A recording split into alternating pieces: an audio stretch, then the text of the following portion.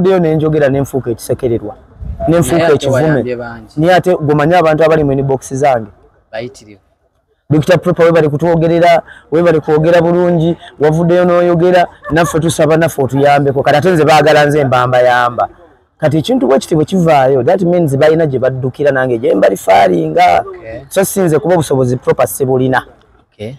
Kati Minister of Health eno isegeze ebadde ku mulamu ogamba nti nga temunaba kugwa mu kati abaga tukagemeo kugema kusinga okuwonya then n'okujjayo bannaffe betutakyalaba abali eyo abasoberwa naye nga bajajingibwa mu kifo ky'okuyambibwa yesebo mulowooza kino kyo kigenda kukomawa because sometimes tulabye nti ebitongole ebyenjawulo bivuddeyo naddala eri abayimbi nebyekuusa ku bayimbi nga atuusi balina bye babala birala ugenda okuli ate omuyimbi gundi yavudde n'agamba nti baali batumalira budde baali balina bye batubalira mu byonna byonna kyensinza okutegeera mu bulamu y'ensonga y'okuba nti tulina obwegasi kati mu kuba n'obwegasi waliwo essanyu waliwo ansi mu kuba naki n'eddoboozi eryawamu luli tubadde tubikolanga kisa kinnoomu naye kati waliwo obwegasi eddoboozi eryo bwe libaawo bwe wabaawo avuga nga going astray waliwo akakiiko akajja okumutereeza.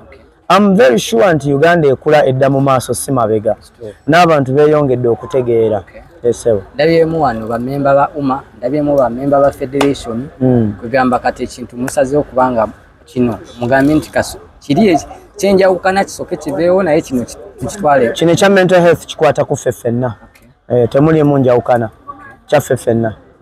Atumaliriza bugambo ki bwa eri abakulaba n'abakuliriza abandaba n'abatuwuliriza Dr. Proper yatuuka n'abanga ayogeranga mukambwe abantu ne beebuuza lwaki Dr. Proper mukambwe what if it is also mental health wanji what if it is mental health Proper abeera mukambwe aba mukambwe nga tonnanjajinga nali mukambwe mu kusooka wanji bembasa ali mukambwe then weebuuze lwaki ndi mukambwe abantu abamu bagamba nti mbu wafunamu ka ssente n'ofuko omuzibu ennyo bampadde ssente ze banyumya bw'oba ogamba nafuna ssente oba wazimpa oba omanyi omulimu gwe nakola ozifuna bambulireyo omulimu gwe nakola ozifuna balinga muyimbi sebo ne mumpa shoki ze nakola n'ogamba Proper yakuba ekivvulu kikino wano nawana era kyaseringa out Proper alina ssente ababyogera beebo andi ababyogera era bali mu Uganda ne benyembera bali Uganda ne show zikolebwa Uganda bemba nina ssente mba nina we nazijja bwemba tomanyi we nazijja era sizirina. Okay, nkwaniriza ku mpeo za Radio Buddu amanya bampita ambassador wa Kabi program nayo kuba Samusa mpaka sawa mwenda ate tuba tubaleetera emboozi abaselebu bamwe mbeera ki gye batambuliramu na biki ate biba planning okubanga bakola mu biseera byabwe mu maaso. Tuli wano ku Ministry of Health waliwo embeera gye tusanzewo abayimbi tusanzewo kwegamba bagwa mu category ya art bonna mwebali tumanye ki ekigenda maaso wetusangidde n'omukulu gwe bayita Dr. Proper. Nesaba ogamba otya obulamu kyanyiza okugamba balamusizaako mwenna abali eyo abali ku mikutu emigatta abantu mwenna abali eyo gye musinzidde amanya ne Dr. Proper nze omuyimbi wammwe eyabayimbidde akayimba akawooma okuzaama amawina. Tubasanze wano ku Ministry of Health ekiri wano ekiri wano kwe kwogera ku nsonga ey'eddala abantu abalala gye batwalanga ey'okujajjatta ensonga ya mental health yaddala si yakujajjatta nze nali ewaka mu COVID nensaasira nnyo omuntu oyo ali eyo atasobola kuba muntu n'akubira omuntu essimu nga nze n'abaako kyakola ekiddako abantu bangi baatawaana naye mu bye natunuulira nga COVID aftermath ya COVID nga tennaba nakuggwa nga tennaba nakutuuka government would have come out already okwogera ku kintu kya mental health n'okugyempoweringa abantu bali eyo balinga abalalu omuntu bamukwata nga just nga mukyafu ne bagamba nti oyo kirerese ne bamuteeka mu komera naye nga si nti kirerese mwavu ali stressed kiddeyo ku mento ki ne bamutwala nti oyo kirerese ne bamusiba amalwaliro amakomera gajjudde abakirerese naye nga kirerese oyo si kirerese mwavu anoonya kiddako kubanga ayambadde bubi afaanana bubi neno mu kuyimba batutambuzaako enjiri oli n'agamba nti gundi yagwa eddalu yavaako biragalalagala. But this is what people forget. Wano tubadde mu ministry nga abasawo boogera batubuulirira ku mental health. Ekintu kye beerabidde kiri kimu nti fame is the biggest drug. Being famous is the biggest drug. Okubeera famous drug y'amaanyi n'okusinga bino ebirala byonna ebiragalalagala. Omuntu okubeera just nga ali famous. Azuukuka awulira alina amaanyi g'otayinza mmuggyako. Azuukuka awulira ayogera asobola okwogera kyayagala okwogera. Azuukuka awulira alina obuyinza. You can fly without wings. That is what fame brings. Eyo drug nzibu. Kati ekitongole kino ekya Ministry of Health kize kitya oba kigenda kuyamba kitya nga mmwe ba artist naddala nga mmwe abagwa mu kategori eyo y'okubanga ntino mumanyi okugwa mu mbeera nga gyoyogedde n'ogwamu essuubi oluusi abantu abamu ne babalaba nga batalina mugaso olumu ne bakulaba ng'omulalu olumu ne bakulaba ng'omumenyi w'amateeka. Ekisooka abantu batwala nti omuyimbi alinga ali immoto tafa tafiirwa talwaza gwe bwoba oyagala okumanya nti omuyimbi talwaza tafa tafiirwa. Nze nalabako amaka agamu getumanyi wano agayimba nga gafiiriddwa muganda waabwe naye era muganda waabwe baaliko ku stage nga bayimba naye ng'omulambo gye guli mu ddiiro lwa nsonga tebasobola kunnyonnyola abantu bali gye baaba basasula. Abantu tebaagala bitegeera. Edda I think it was Beatles either Beatles or something walimu group enkadde fani yava mu audience n'akuba omukuba perform ekikonde n'amutta naye ng'oli alowooza ono gwakubye engeri gy'amuyimbira obulungi ate ono si muntu ali extraordinary but ebintu bya mental health bya ddala nange nzigwamu ng'omulala waliwo gwe ekigambo omuntu kyajja n'akugamba n'agamba wuuyo yali omuyimbi ekituufu n'ogamba ddala kituufu nali w'amaanyi sikyasobola. Ne Bible ne Qur'ani ekyogera omuntu asinga okwetaaga obusaasizi ye muntu oyo yaliko omugagga naggwamu yalina ekitiibwa ne kimuggwako. Omuntu oyo gwe bagguliranga emmotoka nga tokyasobola nga kati ogyeggulira omuntu oyo yeetaaga obusaasizi. Celebrity life ya bbeeyi.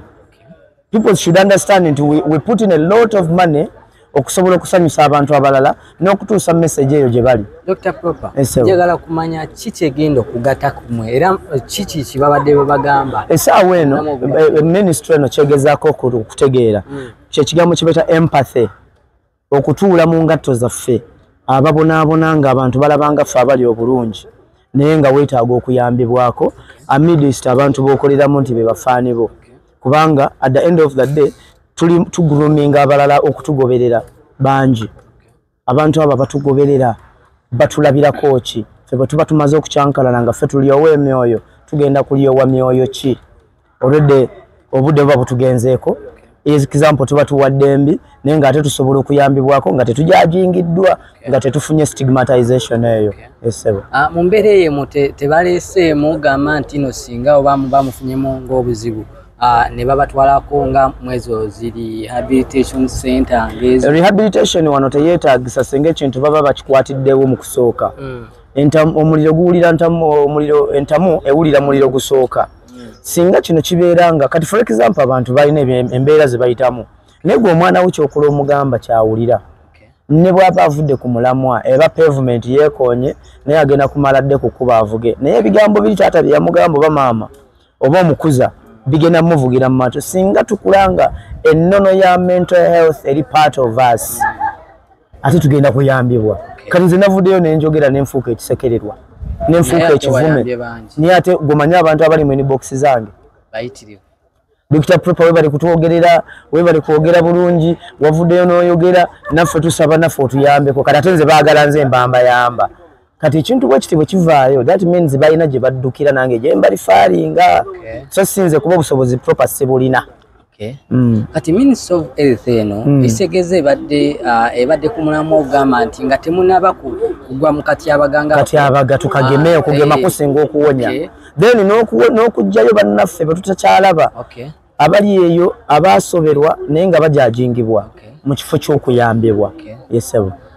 Mulowooza kino kyo kigenda kukomawa because sometimes tulabye nti ebitongole ebyenjawulo bivuddeyo naddala eri abayimbi nebyekuusa ku bayimbi ng'ate oluusi balina bye babala birala ugenda okuli ate omuyimbi gundi yavudde n'agamba nti baali batumalira budde baali balina bye batubalira mu byonna kyensinza okutegeera mu bulamu y'ensonga y'okuba nti tulina obwegassi kati mu kuba n'obwegassi waliwo essanyu waliwo ansi mu kuba naki n'eddoboozi eryawamu luli tubadde tubikolanga kisa kinnoomu naye kati waliwo obwegassi eddoboozi eryo bwe libaawo bwe wabaawo avuga nga going astray waliwo akakiiko akajja okumutereeza. I'm very sure nti Uganda ekula edda mu maaso si mabega n'abantu beeyongedde okutegeera. Ndabyemu wano bamemba ba UMA, ndabyemu bamemba ba Federation kugamba kati ekintu musazeho kubanga kino mugambe nti kiri kyenjawukana kisoke kiveewo naye kino tukitwale. Kino ekya mental health kikwata ku ffe ffenna. Temulimu njawukana kyaffe ffenna. Batumaliriza bugambo ki bwa eri abakulaba n'abakuliriza? Abandaba n'abatuwuliriza Dr. Proper yatuuka n'abanga ayogeranga mukambwe. Abantu ne beebuuza lwaki Dr. Proper mukambwe. What if it is also mental health? Wanji? What if it is mental health? Proper abeera mukambwe aba mukambwe nga tonnanjaji nga nali mukambwe mu kusooka. Wanji? Bembasa ali mukambwe then weebuuze lwaki ndi mukambwe. Abantu abamu bagamba nti mbu wafunamu ka ssente n'ofuko omuzibu ennyo. Bampadde ssente ze banyumya bw'oba ogamba nafuna ssente oba wazimpa oba omanyi omulimu gwe nakola zifuna bambulireyo omulimu gwe nakola zifuna balinga muyimbi sebo ne mumpa shoki ze nakola n'ogamba Proper yakuba ekivvulu kikino wano nawana era kyaseringa out Proper alina ssente ababyogera beebo anti ababyogera era bali mu Uganda ne benyembera bali Uganda ne show zikolebwa Uganda bwe mba nina ssente mba nina we nazijja bwe mba tomanyi we nazijja era sizirina. Okay, byebigambo by'omukulu Dr. Proper ndowooza mubiwulidde bulungi. Amanya bampita ambassador wakabi emuvaako. Amen. Okay, tugende. Omukulu tukwaniriza ku Mpooza Radio Buddu. Nange sebo nesimye okusanga sebo nzizo okunkyazaako ku Mpooza Radio Buddu. Amanya gugwani? Amanya gange yenze Sempira Edward. Nze Executive Director w'ekitongole kye bayita Life Back. Life Back, it is a rehabilitation and treatment center. Tuyambira abantu abatawanyizibwa ekizibu ky'okukozesa ebiragalalagala n'ebitamiiza. Mu ggwanga lyaffe Uganda ekizibu ekyo kigenda kyeyongera obunene. Abantu abakozesa ebitamiiza n'ebiragalalagala, wenjogera ku biragalalagala omwo mulimu enjaga, mulimu amayirungi, mulimu sigala, mulimu omwenge, mulimu n'ebiragalalagala bye twawuliranga oba bye twalabanga mu firimu z'abazungu. Ebiragalalagala ebyo tubiyita ebiragalalagala ebizungu. Omuli heroin, cocaine, crack, ice n'ebintu ebirala bingi nnyo ebitutte oba ebimazeewo obulamu bw'abavubuka baffe, abaana baffe, bakadde baffe kubanga kino ekintu kikatinga across all ages. Sebo mukuŋŋaanyiza abayimbi ab'enjawulo tulabye nga temwawudde okuva mu UMA, tulabamu bamemba ba UMA, tulabamu bamemba ba Federation mubaleese wano ku office oba ku headquarters za Minister of Health. Nsonga ki ebaleeseza wano era lwaki mukoze wano olukuŋŋaana? Ffe nga bannakyewa abali mulimu guno gw'okuyamba abantu abatawanyizibwa ekizibu ky'okukozesa ebiragalalagala twatunuliranga ezimu ku population oba ebimu ku bantu abasinga okukozesa n'okutawanyizibwa ekizibu ky'okukozesa ebiragalalagala be bayimbi. Kwe kuvaayo tugamba abantu bano bayambiddwa batya oba tubakwasirizzaako tutya kubanga ebiseera ebisinga abantu bano balina embeera ze bayitamu olw'emirimu gyabwe, bakola kiro, basereebu, baagala okututumuka, kati ebyo byonna byonna bwe babigatta becoming overwhelmed, baba banafuwa mu kukkiriza kwabwe mu bulamu bwabwe, kati oli okwagala okubusitinga ekyo kyayagala okubeera n'asalawo akozesa ebiragalalagala, n'asalawo akozesa omwenge, ekiviiramu abantu abo okufuna ebizibu ebitali bimu omuli okutabuka emitwe, abamu bafunye accident, abamu bafudde, tulabyeko abafudde naye ng'ekibasse kukozesa biragalalagala na bitamiiza. Tugamba abantu bano tebavuddeyo bo nga kwagala kweyamba olw'ensonga nti batya okuvaayo okugamba nti banawulira batya nti nze newaako ng'ekyokulabirako nti nze Edward ndi munnakitone, ndi muyimbi, nyina erinnya naye nkozesa ebitamiiza bino, abantu bananjajinga batya okuwulira nti envuddeyo okufuna obuyambi ndi mu rehabilitation bali mu kunzijanjaba ng'ekyo kyokka kimala omuntu okwekuniza n'abeera mu nnyumba ye n'abeera ewantu wonna n'agenda mu maaso n'okukozesa ebintu ebyo okutuusa we twagamba nti kino tekigenda kuyamba abantu bano katuveeyo tubatuukirire twogere nabo tubalage obulabe obuli mu kukozesa ebiragalalagala bino n'ebitamiiza tubalage obulabe obubirimu kati ate eri abo abanaaba bakkiriza okuba bafuna obuyambi bayambeko buyambi ki bwe mugenda okubawa okukozesa ebiragalalagala oba ebitamiiza tekikyali kizibu bwafuuka bulwadde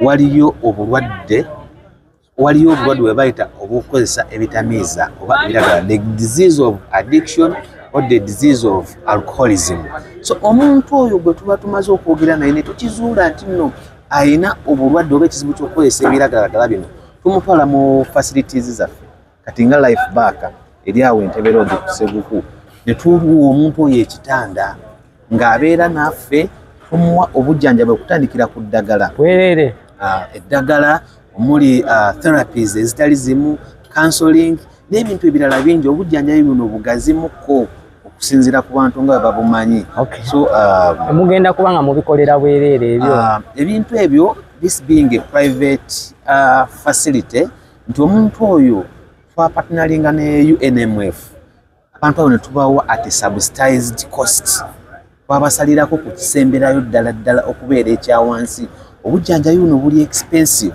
era nkubiriza omuntu yenna atanatandika kukozesa biragalalagala tanatandika kukozesa bitamiiza ng'osobola okubyewala byewale wekinaatuuka ekiseera nga tosobola kubikontrolinga nga bikumezze okubijjanjaba kya buseere omuntu okubeera mu rehabilitation yaffe kikwetaagisa sente zitaka wansi wa $2 million buli mwezi bantu bameka abasobola okuafodinga sente ezo batono nnyo nga balina kugenda mu ddwaliro lya gavumenti ebutabika wogenda ebutabika eddwaliro libeera lijjudde 24/7 abantu abamu tubula batolokayo ng'alaba tasobola kufuna buyambi n'addukayo so kati asobola okwewala ebintu bino nkwegayiridde byewale naye guno omukisa twaguwadde bayimbi bokka be twasaliddeko almost at 50% discount essebo eyanza waka ki mpozi obusembayo bwinza okubanguwa eri bannabitone bonna obubaka bwempa bannabitone oba abantu bonna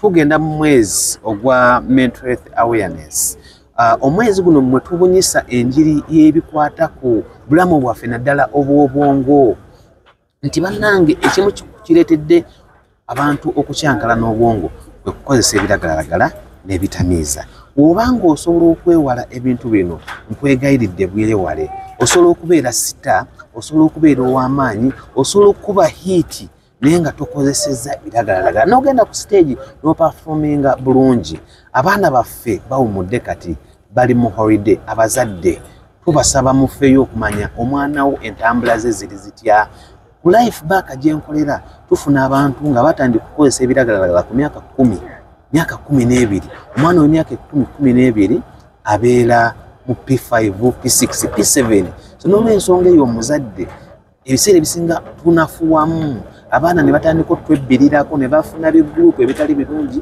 ne batandika okukozesa ebiragalalagala naye nga tetutegedde tugenda okkizuula oluusi nga kiri leeti ng'omwana bamaze mugoba ku ssomero ng'alina emize emibi gye yeenyigiramu egitali mirungi eventually ng'already amaze becoming addicted so mbasaba abazadde tufeeyo ate n'abasomesa abaana gye basomera tufeeyo okulaba nga tuyambako abazadde naddala ng'abaana bakomyewo mu masomero obubaka bwange bwensibirira abazadde n'abantu bonna bata endowooza ez'enjawulo tulaba bizibu tusanga mu maka gaffe tubuliseemu natandika ekintu kino mu covid nakitandika mu covid nti mu covid abakyala n'abaami babeeranga n'abaami baabwe emyaka 10 naye nga tebabamanyi ne covid we yagwawo wa lockdown nti omuntu yabeeranga n'omuntu mu nnyumba akiramu mu control already n'ategeera ki kyeyawasa n'ategeera ki kyeyafuna atandika okugyayo obuze bwabwe ekyokubiri bafuna challenge nti abakyala abamu batwala n'abaami baabwe naye nga balinga tebateesa kugenda wala kumanya omwami wange ebyobugagga alina kyenkana ki mwabeerangamu ebiseera ebyo abatwalibwanga ebintu byabwe ne bajja buzi ne bamugamba nti ennyumba tugitwala omwami yagisenga omukyalo oyo tasigala kyekimu tafunanga ku bakyala ab'enjawulo netulangako nabo netugatta netulaba bwe bava mu mbeera eyo gye nakitandikira paka kati abaana banametekero tebansanga ku kyaki era nga twana abakyala netugatta endowooza zaffe nabo netubanyonyola nti oba oli mu mbeera bweti oba tokomye osobola okutuula netujja mu mbeera eyo netukunyonyola netutwalako mu rehab n'obeerayo akabanga entandika okutambula n'abametekero kusaidi y'abakyala okunyigiriza obwongo kuba kino ekintu kya bwongo naddala abakyala banyigiriza mwami gatabudde nnyo emitwe abakyala abasinga nti omukyala afumbirwa omwami we nga tasuubira oba nti alinayo omukyala abali awo omwami n'aleeta omwana oba ali awo omwami n'amulaba ku tv nga yayanjudde tofaakubanga otudde mu nnyumba yo oli ku tv n'olaba bbaawo guwagolwedde olugoye ng'agenda aba mwanjula mu maka amalala byerimu okubisinza okujja omuntu alowooza nti kikintu bantu bonna nyongera okukakasa munnayuganda yonna kino ekintu kya mental health si kya muntu si kya muyimbi yekka nga ebaga nti abayimbi tukozesa ebiragalalagala kya muyimbi yekka manyi nti owa boda alina embeera gy'ayitamu manyi nti bafather wadde bakwasa emyoyo balina embeera gye bayitamu manyi nti ba MPs mwenna mulina embeera gye muyitamu ba councillors mwenna ba ministers mulina embeera gye muyitamu naye lwakuba nti ffe ng'abayimbi ng'egyo tuli kifaananyi ekisooka okulabibwako nti okutuukako ekintu kirabika mangu naye nga mmanyi nti buli munnayuganda alina embeera gy'ayitamu yeetaaga embeera eno yeetaaga mental health mukuwumbawumba obubaka ki bw'oba waira wongera obategeeza ku kintu kino kyebagambye ekigenda obeerawo naku zomezi gammeka 14 luddawa tugenda beera ku federation mulamwa ki lunaku lugenda balutya sigiremu ekifaananyi olunaku lugenda kuba lutya olwa 14 olwo olunaku olwo tugenda kwongera kukakasa munnayuganda nakwongera kuyita munnayuganda ali mu mbeera oba atannaba gibeeramu ajja asoma aleme gibeeramu eyagirimu tulwane tutya okugimugyamu kuba wamala ogiyingira kizibu nnyo okugivaamu katwagala kusiiga twagala gezaako nti atannakiyingira tulwane nnyo okulaba nga takiyingira eyakiyingira tulwane nnyo okukivaamu nakiri oba alowooza kiyingira kati mugenda kujjanjaba mugenda kukebera tujja kubeerawo n'abasawo ab'enjawulo abakebera abantu baffe ayagala okukebera endwadde bayidayo tulina abasawo abalina gye tuterekako abalwadde baffe mamu wetukyogera bakiwulirawo amaka agaterekebwamu omuntu afunye obutabangufu bw'obwongo bonna bagenda abeerawo banabeerawo yeetaaga okugendako okubanga ajjanjabibwa olwo agenda kufuna omukisa ogw'okufunawo amutwale ajjanjabibwe kintu ekyo kikwatiddwako nti aba federation bakitaddemu omukono amanya go amanya gange nze Jennifer Akelo tuli babisima kakeya oli muyimbi naawe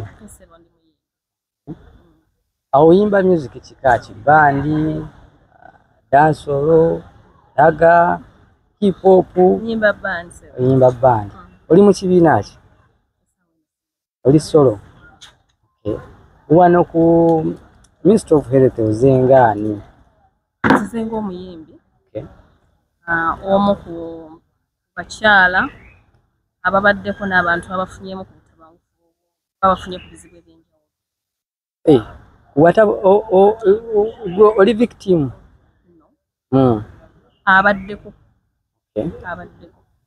abaddeko nga ki n'abantu abaddeko n'abantu abatabufu bw'obwongo abafunye challenges ez'enjawulo kati goze obeera nabo otya era wajja nabo okubeera ng'okwatagana nabo otya mbadde n'abantu ab'enjawulo nti Katonda yanjiwako akasuubi nga abakyala abayimbi tetufuna union nti mu biseera bya Mothers Union bwe nabiyingira nafuna emikono mingi egy'abakyala kati nemba muyimbi kati mu kugatta endowooza zaffe n'abakyala abo twagenda mu lockdown abakyala abo bankubiranga ku masimu nankubulya ku bizibu bye byayitamu ngezaako okwogera nabo nenda bwe bayitamu